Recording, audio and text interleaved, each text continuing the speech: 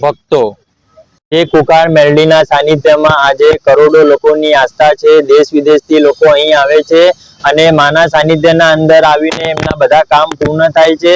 40 થી 50 હજાર લોકો પર રવિવારે અહીં જમે છે, છતાં પણ માં કુકાર મેલડીએ આજે બધાને એક જ પ્રાર્થના કરી, નોનવેજ ખાતા હોય, જે માંસ મછલી વગર એમને એક મિનિટ ના ચાલતું હોય અને જે અખંડ વ્યસન કરતું હોય, જેમ કે શરાબ પીતું હોય, એવા માણસોએ અહીં આવવું નહીં। એનું કારણ છે કે તમે તો દુઃખી થાઓ જ છો, સાથે સાથે તમારા આજુબાજુનું વાતાવરણ પણ તમે દુઃખી કરો છો અને માં મેલડીને તો તમારાથી બહુ જ દુઃખ થાય છે। કેમ કે માં મેલડીએ પહેલા પણ કીધું હતું પ્રવચનના અંદર કે આવા લોકોથી મને બહુ જ નફરત છે કે જે આ દેશના અંદર, આ સમાજના અંદર ગંદકી ફેલાવે છે। તમારા કારણે મારી કુકાર મેલડીનું નામ વગોવાય છે।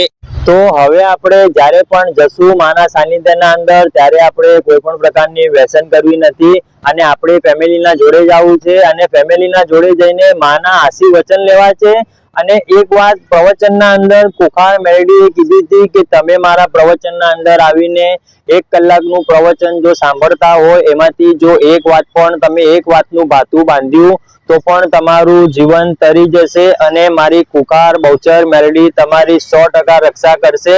પણ તેના માટે સત વિચાર રાખવા જોઈએ અને તારું મારુંની ભાવના છોડીને માતાજીના આગળ આપણે સરેન્ડર થઈ જવું જોઈએ, ત્યારે જ આપણું કાર્ય થાય છે। આપણે આપણો અહમ ઓગાળતા નથી, એના માટે આપણે ભગવાનને દોષ આપીએ છીએ। ભગવાન તો બધાનું ભલું જ કરે છે અને માં કુકાર મેલડીએ તો આજે દેશ વિદેશના અંદર લોકોના કામ કર્યા છે।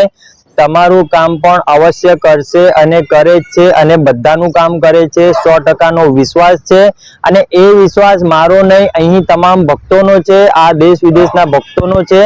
એટલે તમે માતાજીના સાનિધ્યના અંદર જાઓ ત્યારે દિલથી ભોળા ભાવે ભક્તિ કરીને જજો।